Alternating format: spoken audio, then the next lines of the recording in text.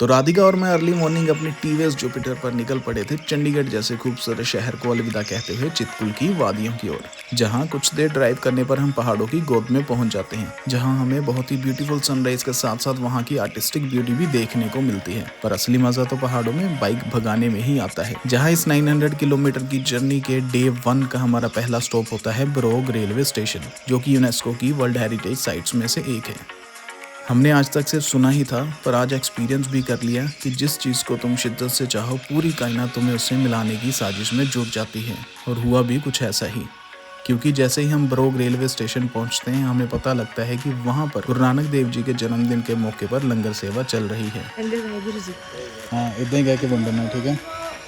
जेब च नहीं पानी समोसे।